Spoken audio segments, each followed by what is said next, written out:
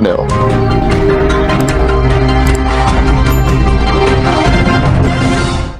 top stories at this hour. Former Ogun State Governor Amosun, Professor PatUtomi, trade words over presidential jet seizure. Serap demands transparency from assembly leaders. Libya suspends all operations after kidnapping of staff. Details shortly. We begin with the controversy surrounding a failed contract awarded by the Ogun State government to a Chinese firm, which has once again cast a rather negative spotlight on Nigeria. At this time, Professor of Political Economy PatUtomi has alleged that the former governor of Ogun State, Ibikunle Amosun, violated a contract he entered with his government. Utomi made the statement in response to Amosun's admission that he had cancelled an agreement with Zhongchen Fucheng Industrial Investment Company Limited, a Chinese company. He said that the company had fake documents and called them imposters. A court in France later ruled in favor of the company and ordered the seizure of 3 Nigerian presidential jets. In a tweet on his X handle on Sunday, Utomi claimed that, like the Chinese company, he also faced a similar fate. Now, according to Utomi, it was Governor Amosun's violation of contract terms signed by his predecessor that brought the shame of the seizure of jets from the presidential fleet. Professor Utomi alleged that the decision of Amosun to cancel contracts by his predecessor led to a prominent Ogun State citizen committing suicide. Meanwhile, former governor of Ogun State, Senator Ibikunle Amosun, has described the renowned professor of political economy, PatUtomi, as an enemy of the state.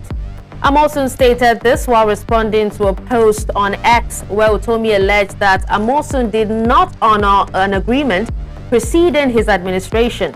Now, the former governor of Ogun State also hinted that the State House of Assembly had already declared Utomi persona non grata.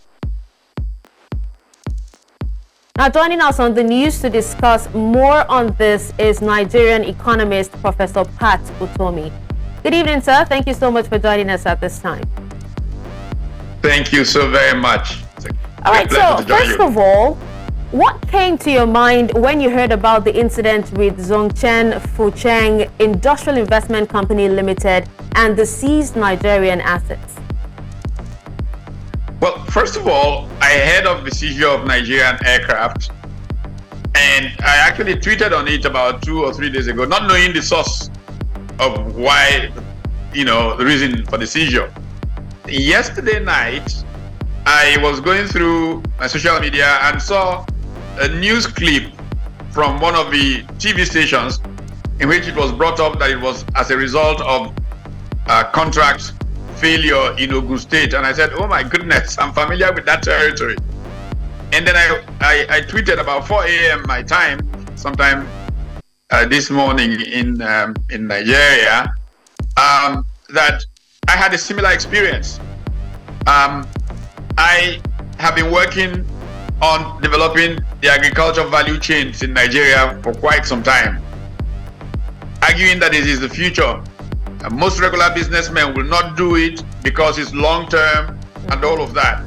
So I decided to go into it from 2 ends of the value chain: the distribution to create demand and the supply by creating what is called an integrated produce city, which I'm actually executing at this time in Edo State.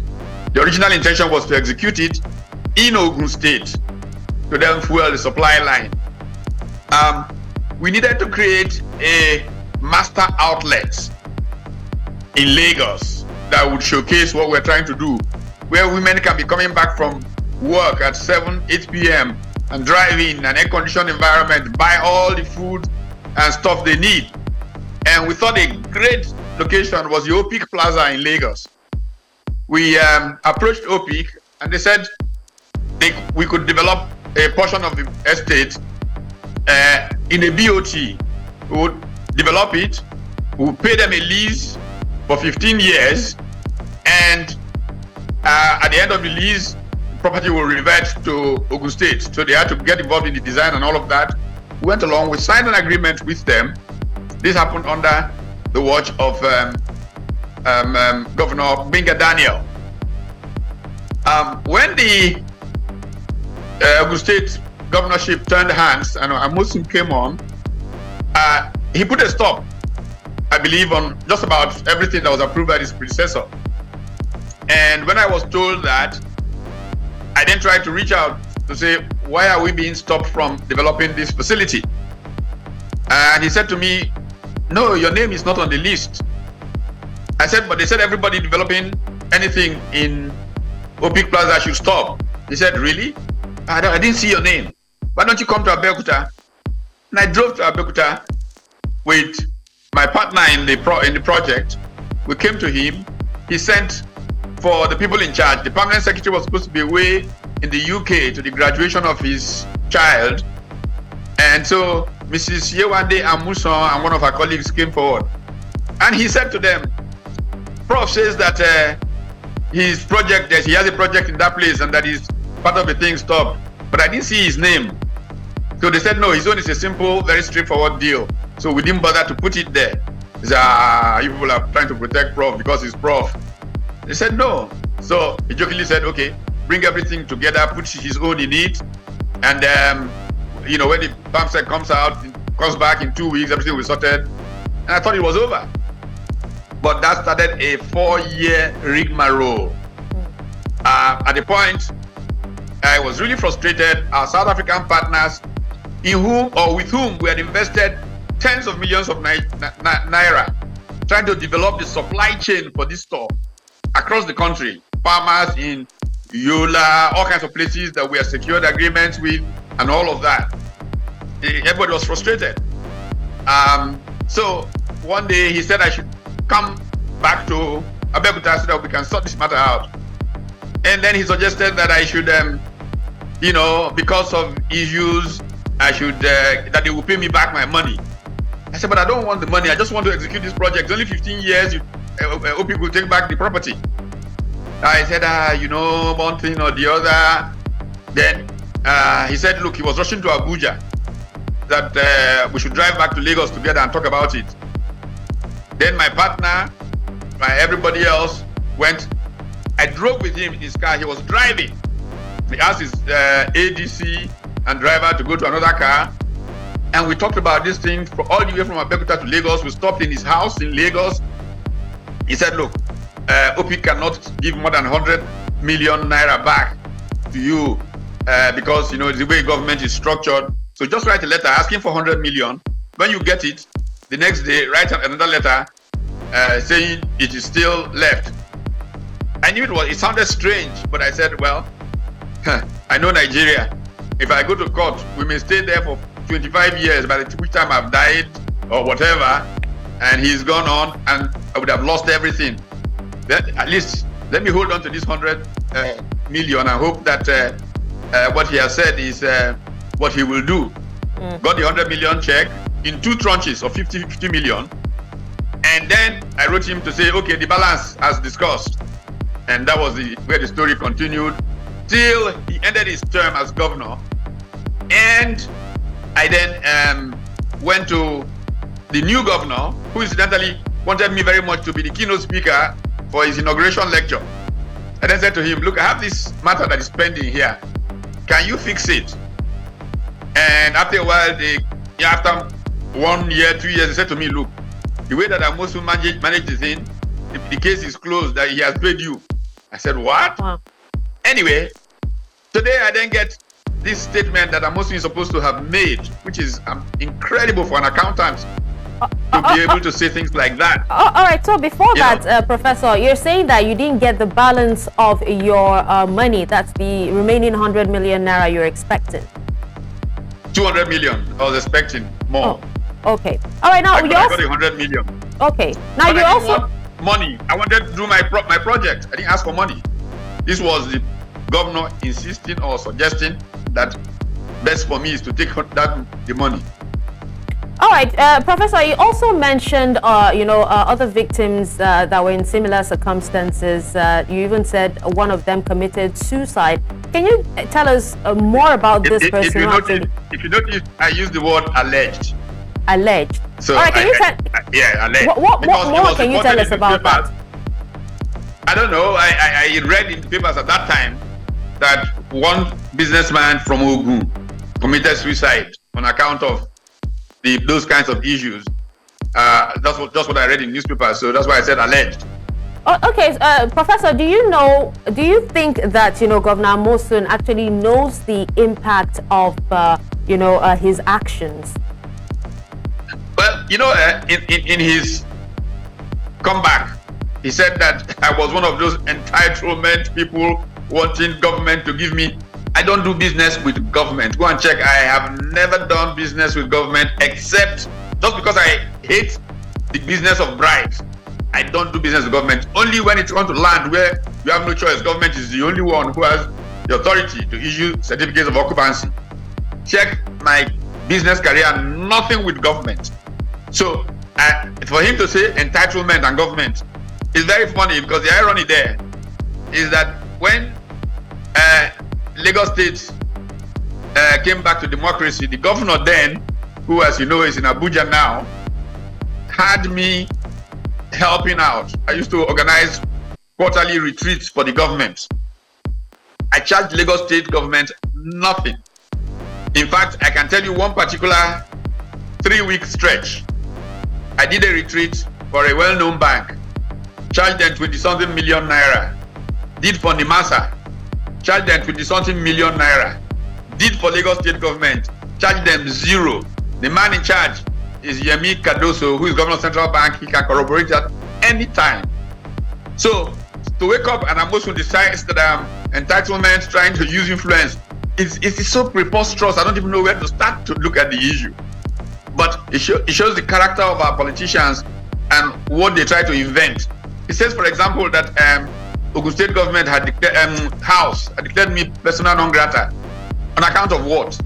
I had no transaction of any type ever with Ogun State government except a lecture I gave free of charge to the cabinet of Ogun State at a retreat about 20-something years ago, and the inaugural lecture, which happened years after, of the incumbent governor. I've had nothing to do with Ogun State in any shape, form, or so. How could they have declared me persona non grata? I'm not a person who does business with government. But it shows you how they can say anything in their desperation. Okay. It's really sad for the country. Okay, Prof. That's why investors are worried about Nigeria. Oh yes, you also did mention in your tweet, that you met with Baba Konde and also President Tinubu, to resolve the situation. Yes. What did they do to help, considering that you lost such a huge amount of money? And did you feel heard? Yes, I did, of course. And they said they would do their best. They will try. I won't mention names now because this is personal. One of them said, that Amosun is it's too much, but they will try. Anyway. That's where we are. Okay. All right. So tell us about how the revocation impacted your business and also investments in Nigeria, especially with your South African partner. And I'm talking about, the financial and reputational consequences. In terms of reputation, costing reputation goes into billions, the extent of the loss. I had to reverse the strategy. Instead of starting from upstream, and I went downstream, or the other way around, so to speak. And I began to try to develop the more expensive, the more problematic integrated produce city, where you're supposed to aggregate crops from farmers from, say, several states, and then create a commodities exchange. As a result of the commodities exchange, you will then supply these kinds of outlets. It would have been easier if we had taken off with this and begun to make income from this and then invested into the supply chain. But they prevented us from doing that, frustrated our foreign partners, and they left. So the cost to me, literally, billions of naira. Okay. Now, just before we let you go, Prof, you mentioned karma in relation to your experience. Now, can you help me understand what you mean by that and how it played out in the situation with the Zongchen Funchen company? Well, you know, the law of karma, it comes back to haunt you. It has finally come back to haunt him, Amosu. He is now going to be remembered as the man who brought Nigeria this shame because of his conduct. I had nothing to do with that transaction with the Chinese. I don't know about any of the details, but clearly from my experience, and it was generally a broad sense for what he did with many other things approved by his predecessor. We need to stop Nigerian governors from doing this. I mentioned that in a book I've just written, I wrote a case on a similar thing in Enugu, so it's not just about him. And that this also affected South African partners who left after millions of dollars had been invested in an estate development in Enugu. We must stop this. Our country cannot make progress if we continue like this. All right, Professor, just one more question. What do you think the Nigerian government or the Nigerian elite should be doing to care for our reputation as a nation? It is so fundamental to make progress. You know, my mantra is values shape human progress. Until we have a value-based system where integrity matters so much, the work ethic matters, merit matters. Look, we can talk about progress till eternity, will not happen. The Nigerian elite must imbibe a new value system. So know that if people don't trust you, that you will stand by your word, they will not do business with you. Commerce is about trust. And if you, for personal reasons or whatever reasons, will violate contracts all over the place, they will just go to somewhere where they may not have the room to make as much return as Nigeria, but their return is assured. And Nigeria will stay underdeveloped. That is the simple logic of this. All right. Well, thank you so much, Professor Utomi, for your time and also for sharing your experience with us.